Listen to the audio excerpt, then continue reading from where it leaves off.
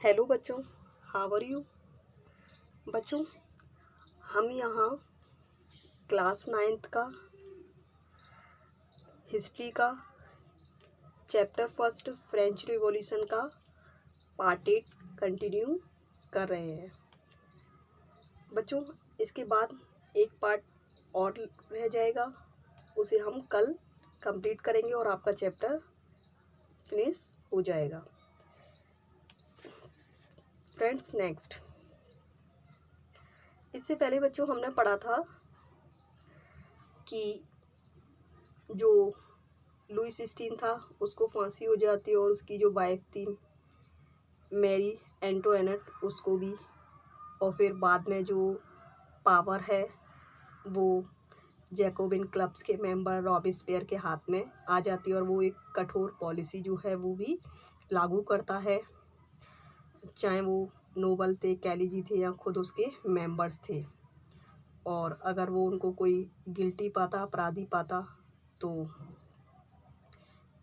ग्लोटिन जो कि एक मशीन थी, एक साइंटिस्ट द्वारा उसे इन्वेंट किया गया था, उस पर फांसी दी जाती थी। और काफ़ी सारे उसने सिस्टम भी, व्यवस्था नई चलाई और फाइनली बच्चों उसे नेशनल असेंबली के द्वारा 1794 में मतलब फांसी दे दी गई। और फिर इसके बाद बच्चों फ्रांस में जो डायरेक्टरी रूल जो था वो स्टार्ट किया गया और वहाँ पर लेजिस्लेचर काउंसिल जो थी वो भी बनाई गई और उसके अकॉर्डिंग जो फ्रांस था वो नई तरीके से व्यवस्थित किया गया।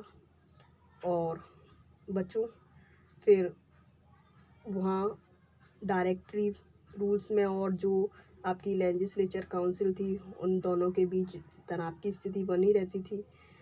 तो उसी की वजह से एक मिलिट्री जो कि ऑफिसर था जिसका नाम नेपोलियन बोनापार्टे था, उसका राइज हुआ और सत्ता जो थी फिर उसके हाथ में आ गई थी। तो इस तरह से बच्चों हमने ये सारा पीछे पढ़ा था। नाउ नेक्स्ट हियर बच्चों, उसके बाद क्या हुआ? Did women have revolution? क्या महिलाएं थी, वुमेन थी, उन्होंने भी क्रांति में पार्टिसिपेट्स किया था? तो बच्चों हम यहाँ पर एक पिक्चर दी है, वो उसके थ्रू मतलब जान सकते हैं कि जो महिलाएं हैं वो आपकी वर्साए जो कि वहाँ एक गढ़ था उसकी तरफ जाती हुई। This print is one of the many pictorial representation of the event of 5 अक्टूबर 1789। और बच्चों ये 5 अक्टूबर 1789 की घटनाएं जो हुई थी उनमें से एक है। और when women marched to Versailles and brought the king back with them to Paris। और इसमें जो महिलाएं हैं बच्चों वो वर्साई की तरफ उन्होंने मतलब जा रही हैं और वहाँ जाकर फिर उन्होंने वो राजा को वापस लाई थी। तो बच्चों वो ये कह रहा है कि क्या जो वुमेन थी उन्होंने फ्रांस की क्रांति में पार्टिसिपेट्स किया था? नहीं, वो हम यहाँ पढ़ेंगे। From the very beginning women were active participant in the event which brought about so many important changes in the French society। तो बच्चों अगर बात करें तो महिलाएं जो थी फ्रांस की वो शुरू से ही उन्होंने जो फ्रांस में इवेंट हुई थी, जितनी भी घटनाएं हुई उनमें पार्टिसिपेट्स किया था, अपनी भागीदारी सुनिश्चित की थी। और उनकी भागीदारी की वजह से जो फ्रांस की सोसाइटी थी वहाँ पर कुछ महत्वपूर्ण चेंजेस आए थे वुमेन्स की वजह से। बच्चों they hoped that their involvement would pressurise the revolutionary government to introduce measures to improve their life. और बच्चों जो वुमेन्स थी उनको उम्मीद थी कि उनकी भागीदारी से जो क्रांतिकारी सरकार है उनका जीवन सुधारने हेतु कोई आवश्यक ठोस कदम जो है वो उठाने के लिए प्रेरित होगी। उनका ये मानना था। उनकी लाइफ को इम्प्रूव करने के लिए कुछ ना कुछ ठोस कदम उठाएगी। Most women of the third status had to work for a living. और बच्चों, जो थर्ड स्टेटस की जो ज़्यादातर वुमेन्स थीं, वो बच्चों काम करती थी अपनी जीविका चलाने के लिए या निर्वाह के लिए लाइफ को। They worked as seamstresses or laundress, sold flowers, fruits and vegetables at the market, or were employed as domestic servant in the house of the prosper people। और बच्चों, जो वुमेन्स थी वो ज़्यादातर सिलाई बुनाई का काम करती थी, कपड़े धोने का, फ्लावर्स बेचने का, मार्केट में फ्रूट्स वेजिटेबल, और कुछ जो वुमेन्स थी बच्चों वो दूसरे लोगों के यहाँ घर की साफ़ सफाई का घरेलू काम जो था वो करती थी। जो प्रॉस्पर वुमेन थी उनके यहाँ पर जो लोग थे संपन्न। Most women did not have access to education और जॉब ट्रेनिंग। और ज़्यादातर जो थर्ड स्टेटस की जो महिलाएं थी बच्चों, उनको शिक्षा जो थी वो नहीं मिल पाती थी और उन्हें जो जॉब वगैरह थी उसकी ट्रेनिंग वगैरह भी नहीं मिलती थी। ओनली डॉटर्स ऑफ नोबल और wealthier members of the third status could study at a convent, after which their family arranged a marriage for them. सिर्फ बच्चों जो नोबिलिटी, जो जमींदार जो वर्ग था, उनकी जो डॉटर्स थीं जमींदारों की, और जो वो मतलब काफ़ी रिच फैमिली की जो वुमेन्स थीं थर्ड स्टेटस की, वो ही बच्चों एक कॉन्वेंट, एक अच्छे स्कूल में शिक्षा ग्रहण कर सकती थी।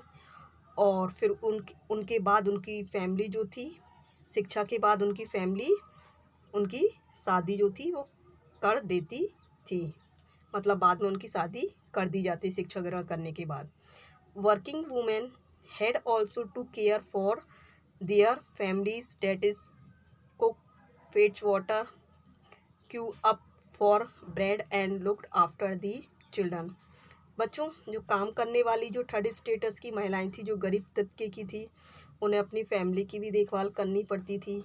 और जैसे खाना पकाना, और भी काम करने पड़ते थे, भोजन पकाना, पानी लाना, और लाइन में खड़े होकर ब्रेड खरीदना, बच्चों की देखभाल करना। Their wages were lower than those of man. और उनकी बच्चों जो मजदूरी थी वो मैन की तुलना में भी काफ़ी कम थी। इसलिए बच्चों उन्होंने अपने राइट्स के लिए क्रांति में पार्टिसिपेट्स किया था, थर्ड स्टेटस की women as especially. In order to discuss and voice their interest, women started their own political clubs and newspaper. और इसी वजह से बच्चों, और अपने हितों की रक्षा करने के लिए उन्होंने आगे आवाज़ उठाना शुरू की। और इसके लिए बच्चों उन्होंने अपने खुद के पॉलिटिकल क्लब्स और मतलब बनाए, और न्यूज़पेपर भी खुद के निकाले।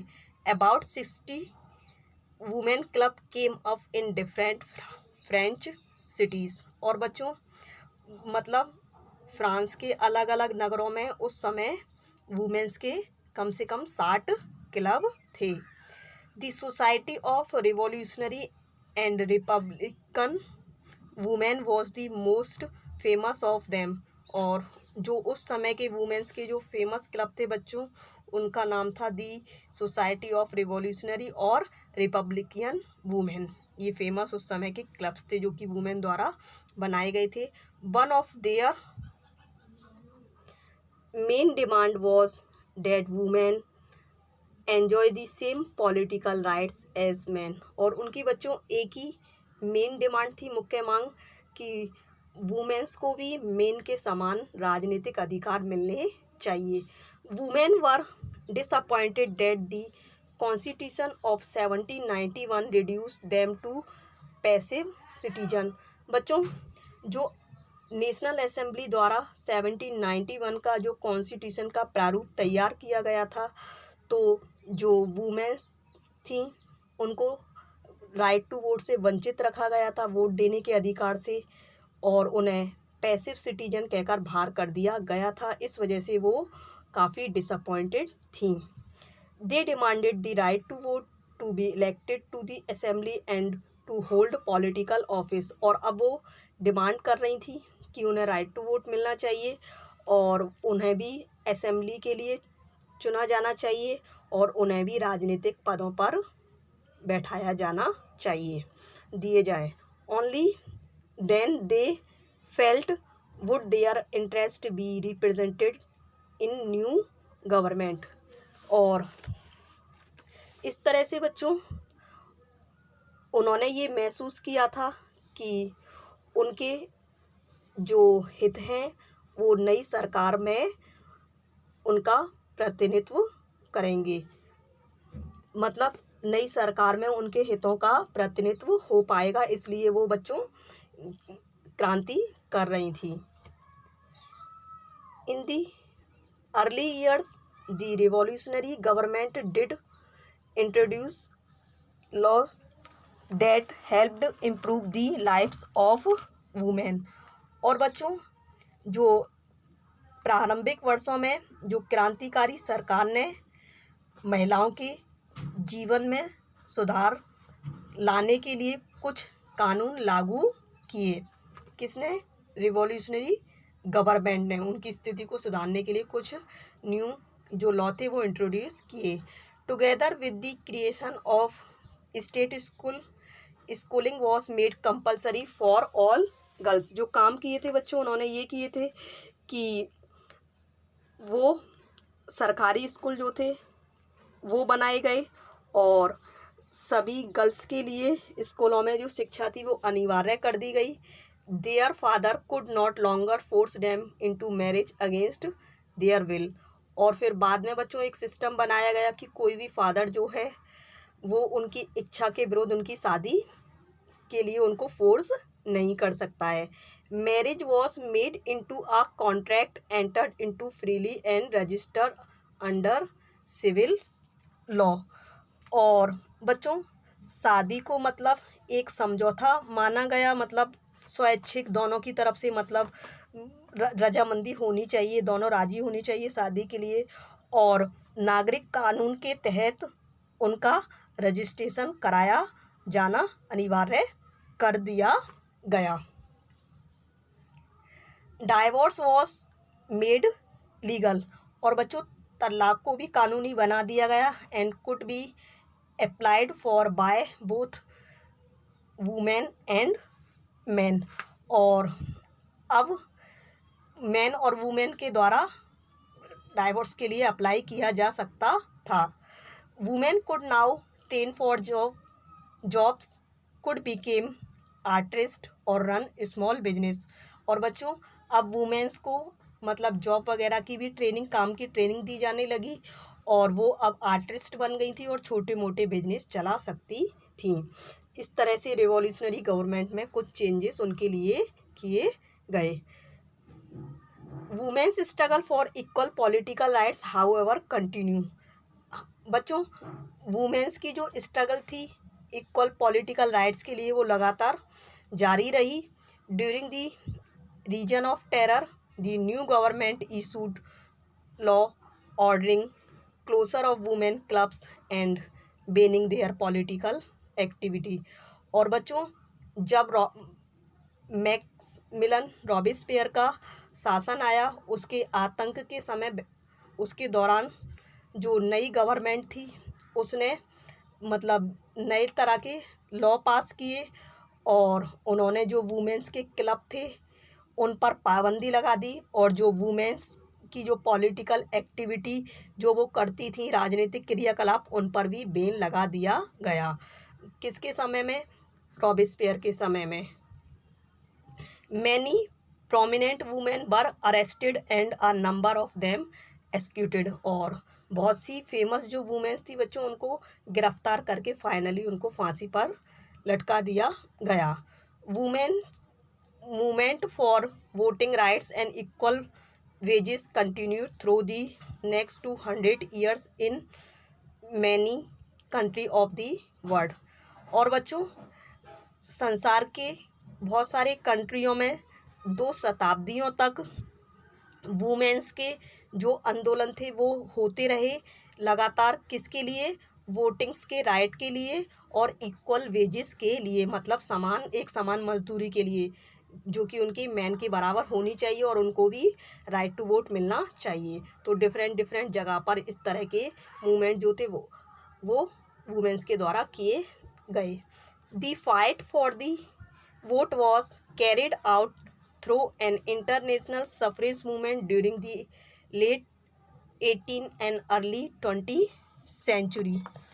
और बच्चों वोट के लिए उनका जो संघर्ष था वो 19वीं सदी के अंत और 20वीं सदी के प्रारंभ तक अंतर्राष्ट्रीय आंदोलन के जरिए जारी रहा। अंतर्राष्ट्रीय स्तर पर भी बच्चों वो मतलब अपने राइट टू वोट के लिए आंदोलन करने लगी। The example of the political activities of French women during the revolutionary years was kept alive as an inspiring memory. और क्रांतिकारी आंदोलन के दौरान बच्चों फ्रांसीसी महिलाओं की जो राजनीतिक जो क्रियाकलाप थे वो प्रेरक स्मृति के रूप में जिंदा रखे गए। यानी कि लोग बाद में और कंट्री की जो वुमेन्स थी उनको प्रेरित किया गया। किनके द्वारा? फ्रांस की महिलाओं द्वारा जो घटना हुई थी उनके द्वारा। It was finally in 1946 that women in France won the right to vote. और अंत में उनका जो संघर्ष था वो सफल हुआ और 1946 में फ्रांस की वुमेन को राइट टू वोट का अधिकार कॉन्स्टिट्यूशन द्वारा दे दिया गया। बच्चों एक सोर्स है यहाँ पर हम देख सकते हैं, the life of a revolutionary women Olympe de Gouges. और उनका जो टाइम पीरियड था बच्चों वो 1748 से लेकर 1793 तक था। Olymp day God was one of the most important of the political active women in revolutionary France। बच्चों रिवॉल्यूशनरी फ्रांस में जो ओलंप डे गूस थी वो एक महत्वपूर्ण मतलब राजनीतिक सक्रिय महिला थी, क्रांतिकारी थी मतलब एक तरह से। She protested against the constitution and the Declaration of Right of Men and Citizen as they excluded women from basic rights that each human being was entitled to। बच्चों जो फ्रांस का 1791 में जो कॉन्स्टिट्यूशन बना था उसका उन्होंने विरोध किया था। क्यों? क्योंकि वहाँ पर सिर्फ मेन को ही राइट टू वोट दिया गया था और वुमेन्स को राइट टू वोट नहीं दिया गया था। यहाँ कुछ विशेष अधिकार जो थे वो मेन को ही दिए गए थे। So the 1791 she wrote a declaration of the right of women and citizen. इसलिए बच्चों उन्होंने खुद का एक मतलब घोषणा पत्र तैयार किया था 1791 में वुमेन के राइट्स के लिए, which she addressed to queen and to the members of the national assembly demanding that they act upon it. और उन्होंने उस समय वहाँ का जो राजा था मतलब क्वीन थी रानी और जो नेशनल असेंबली थी उनसे ये मांग की कि वो जो लिखकर वो भेज रही हैं उन मांगों पर विचार किया जाए। और बच्चों उन्होंने जो जैकोबिन क्लब्स था गवर्नमेंट थी उनकी मतलब आलोचना की। क्यों? क्योंकि है ना जैकोबिन क्लब्स का जो मेंबर था रॉबिस स्पेयर उनके द्वारा वुमेन्स एक्टिविटी पर पाबंदी लगा दी गई थी और वुमेन्स क्लब को बंद कर दिया गया था। और बच्चों बाद में फिर उनको देशद्रोह के आरोप में फांसी दे दी गई थी। नाउ नेक्स्ट बच्चों ये न्यू टॉपिक है हमारा, दी एवोल्यूशन ऑफ स्लेवरी, मतलब यानी कि दास प्रथा का अंत। बच्चों फ्रांस में आपकी जो थी वो उस समय दास प्रथा जो थी वो बहुत ज़्यादा थी, तो उसका कैसे अंत हुआ वो हम यहाँ पर डिस्कस करेंगे। One of the most revolutionary social reform of the Jacobian regime was the abolition of the slavery in the French colonies. और बच्चों फ्रांसीसी उपनिवेश में बच्चों, उपनिवेश का मतलब होता है आपका कॉलोनीज़ का, यानी कि अंग्रेज़ों द्वारा किसी दूसरे कंट्री में जाकर अपनी जो सत्ता है वो स्थापित करना, या वहाँ के लोगों पर कब्जा करना और उनको अपने अनुसार ढलने के लिए कहना। तो फ्रांसीसी कॉलोनीज़ में बच्चों दास प्रथा का जो उन्मूलन था वो जैकोबिन शासन के क्रांतिकारी सामाजिक रिफॉर्म में से, सुधारों में से एक था। मतलब जो जैकोबिन, जो रॉबिस्पियर का शासन हुआ था, उसने मतलब जो दास सिस्टम थी उस समय फ्रांस में, उसको सुधारने के लिए कुछ काम किए। The colonies in the Caribbean, Martinique and Guadeloupe and Saint Domingue were important suppliers of commodities such as tobacco, indigo, sugar and coffee। और बच्चों कैरिबियन उपनिवेश मतलब वो कॉलोनीज जो कि आपकी कैरिबियन सी के आसपास थी। बच्चों कैरिबियन सी जो कि आपका साउथ अमेरिका है उसके, और जो मिडिल अमेरिका है, मध्य अमेरिका, वहाँ जो आसपास के जो कंट्रीज़ जो हैं वो आपके कैरिबियन सी के अंतर्गत ही आते हैं। तो बच्चों वो कॉलोनीज़ जो कि कैरिबियन सी में उस समय एस्टेब्लिश थी और आपकी मार्टिनिक में थी, गुडलो में थी और सेंट डोमिंगो में थी। उस समय बच्चों वहाँ तम्बाकू, नील, चीनी और कॉफ़ी जैसी वस्तुओं की मतलब जो चीज़ें थी वो बनाकर वहाँ से भेजी जाती थी दूसरे कंट्रियों को। But the reluctance of Europeans to go and work in distant and unfamiliar lands meant a shortage of labor on the plantation। और बच्चों एक अपरिचित और दूर देश में जाना और काम करना ये यूरोप के लोगों की मतलब इच्छा के खिलाफ था। मतलब वो दूसरी जगह नहीं जाना चाहते थे। कौन? यूरोप के लोग, और वहाँ पर जाकर काम नहीं करना चाहते थे दूर की वजह से, और अनजाने कंट्री थे, इस वजह से जो मतलब यूरोप की जो जनता थी, लोग थे, वो दूसरी जगह पर काम करना नहीं चाहते थे। और फिर बच्चों इसका मतलब था कि जो प्लांटेशंस थे, बागान, जो कि उन्होंने दूसरे देशों में जाकर सेटअप किए थे, वहाँ पर श्रम की यानी कि लेबर की कमी पड़ गई। So this was met by a triangular slave trade between Europe, Africa and the America. और इस कमी को बच्चों यूरोप, अफ्रीका और अमेरिका के बीच जो दास व्यापार किया जाता था उसके द्वारा पूरा किया गया। मतलब बच्चों क्या है, शॉर्ट में मैं आपको बता रही हूँ, जैसे कि जो आपके यूरोपियंस थे वो दूसरे कंट्रियों में जाते और वहाँ पर कब्जा कर लेते, वहाँ के लोगों पर भी, और वहाँ पर ही सेटअप हो जाते, और फिर वहाँ पर बच्चों वो खेती करवाते थे वहाँ के लोगों से, और बड़े बड़े बागान थे, मतलब बाग वगैरह उनको लेते। अब उन बागों में काम करने के लिए लेबर्स तो चाहिए, तो फ्रांस की जो लेबर थी वो दूसरे कंट्रियों में जाना नहीं चाहती थी, गरीब जो लेबर थी, और ना वो उसको फोर्स कर सकते थे।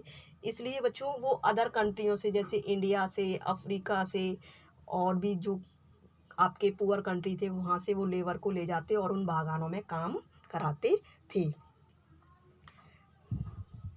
So this The slave trade began in 17th century. French merchants sailed from the port of Bordeaux और नत्ते to the African coast। और बच्चों जो आपका दास व्यापार था वो 17th सेंचुरी में शुरू हुआ, और फ्रांस के जो आपके व्यापारी थे बच्चों वो फ्रांस के बोर्दे और नत्ते जो बंदरगाह थे फ्रांस में, वहाँ से आते और मतलब जहाज के द्वारा, शिप के द्वारा आते और अफ्रीका के कोस्ट पर जहाज़ों को रोक देते या वहाँ उतर जाते। Where they bought slaves from local chieftains. और फिर बच्चों वो वहाँ से मतलब अफ्रीका से दासों को खरीदते। किन से खरीदते थे? जो लोकल वहाँ के लोग होते थे, व्यापारी या सरदार, उनसे। Branded and shackled. और फिर बच्चों जो आपके दास होते थे उन पर निशान लगाए जाते थे, कुछ उन पर दाग दिया जाता था और उनको हथकड़ी पहना दी जाती थी। दी slaves were pegged tightly into ship for the 3-month ago voyage across the Atlantic to the Caribbean। और बच्चों फिर उनको जहाज़ों में टाइटली बांध दिया जाता था और 3 महीने की लंबी यात्रा के बाद वो अटलांटिक ओशियन को क्रॉस करके कैरिबियन कंट्रियों में पहुंचाए जाते थे। They were sold to plantation owner. और जहाँ पर वो जो अंग्रेज जो बागान मालिक होते थे, बाग के मालिक, उनको बेच दिया जाता था उन्हें। The exploitation of slave labour made it possible to meet the growing demand in European market for sugar, coffees and indigo. और बच्चों इस तरह से वो दास का शोषण करते और इसके ही मतलब दास व्यापार के ही द्वारा जो यूरोपियन मार्केट्स में जो शुगर, कॉफ़ी और इंडिगो की जो डिमांड जो थी वो बढ़ती जा रही थी, उनको दास के व्यापार के द्वारा ही मतलब पूरा किया जाता। मतलब दास जो लोग होते थे अफ्रीका के, वो काम करते उनमें और फिर वहाँ पर बहुत ज़्यादा फसलों को ग्रो करते और फिर उन फसलों को जैसे कि आपकी शुगर, कॉफ़ी, इंडिगो जो थी, और फिर उनको आपके यूरोप में भेज दिया जाता था। इस तरह से जो यूरोवासी जो थे उनकी जो डिमांड्स थी चीज़ों की वो पूरी हो रही थी। किनके द्वारा? दासों के ही द्वारा। Port cities like Bordeaux and Nantes owned their economic prosperity to the flourishing slave trade। और बच्चों फ्रांस में कुछ बंदरगाह थे जैसे कि बॉर्डे और नेटे, वो बच्चों उन्होंने अपनी आर्थिक समृद्धि को उस समय काफ़ी बढ़ाया था। किसकी वजह से? दास व्यापार की वजह से काफ़ी पावरफुल हो गए थे, या पैसे से संपन्न। Throughout the 18th century there were a little circumstance criticism of slavery in France. और बच्चों अगर हम बात करें तो 18वीं शताब्दी में फ्रांस में दास प्रथा की ज़्यादा निंदा नहीं हुई। मतलब कोई भी है ना दास से संबंधित व्यापार को मतलब आलोचना नहीं करता था, सब उसे अच्छा समझते थे। The national assembly held long debates about whether the rights of man should be extended to all French subject including those in all colonies. और फिर बच्चों बाद में नेशनल असेंबली में दासों को लेकर काफ़ी बहसें होती थी और ये बहसें होती थी कि व्यक्ति के जो मतलब मूलभूत जो अधिकार है वो उपनिवेशों में रहने वाली प्रजा सहित समस्त फ्रांसीसी प्रजा को प्रदान किए जाए या नहीं। इस तरह की बहसें वहाँ पर होती रहती थी कि है ना जो राइट्स हैं वो उन लोगों को भी प्रदान किए जाएं जो मतलब आपके दास हैं, उनको प्रदान किए जाएं या नहीं। But it did not pass any law. उस समय सिर्फ बातें ही होती थी बच्चों सरकार के बीच में, लेकिन कोई दास व्यापार से को रोकने के लिए कोई नया कानून नहीं बना था। Fearing opposition from businessman whose income depended on the slave trade. और बच्चों जो सरकार थी उनको उन व्यापारियों, उन बिजनेसमैनों का भी डर होता था क्योंकि वो काफ़ी पावरफुल थे और उनकी जो इनकम थी वो दास व्यापार से ही फल फूल रही थी, तो उनका भी उनको मतलब विरोध रहता था, डर रहता था, इसलिए वो कोई कानून पास नहीं कर पाते थे। It was finally the convention which in 1794 legislative to free all slave in French overseas possession. और बच्चों फिर अंत में अगर हम बात करें सन 1794 में बच्चों आपका कन्वेंशन में बच्चों दासों की मुक्ति से संबंधित मतलब दासों को फ्री करने से संबंधित एक कानून पास कर दिया गया। फ्रांसीसी बस्तियों में जो कॉलोनीज थी फ्रांसीसी जहाँ पर उन्होंने बनाई थी वहाँ पर एक कानून पारित कर दिया गया कि जो दास हैं उनको फ्री किया जाए। This however turned out to be a short term measure 10 years later। हालांकि बच्चों ये जो कानून था वो कम अवधि के लिए था, मतलब शॉर्ट टर्म के लिए था, मतलब 10 वर्ष के लिए ही लागू हो पाया था। Napoleon reintroduce slavery, plantation owner understood their freedom as including the right to enslave African negroes in pursuit of their economic interest. और फिर बच्चों बाद में जो नेपोलियन था, नेपोलियन बोनापार्टी, उसने दास प्रथा को फिर से शुरू कर दिया। और जो बागों के यानी कि प्लांटेशनर के जो मालिक होते थे, उन्होंने बच्चों अपने हितों के लिए, अपने इंटरेस्टों के लिए जो अफ्रीका के नीग्रो जो ब्लैक पीपल होते हैं बच्चों, वो उन लोगों को गुलाम बनाने की मतलब उनको बाद में फ्रीडम मिल गई, स्वतंत्रता मिल गई। मतलब नेपोलियन ने फिर दोबारा से दास व्यापार की अनुमति देती तो फिर वो लोग दोबारा से जो अफ्रीका के नीग्रो लोग थे उनको गुलाम बनाने लगे। फ्रांस के जो व्यापारी थे वो बच्चों। Slavery was finally abolished in French colonies in 1848।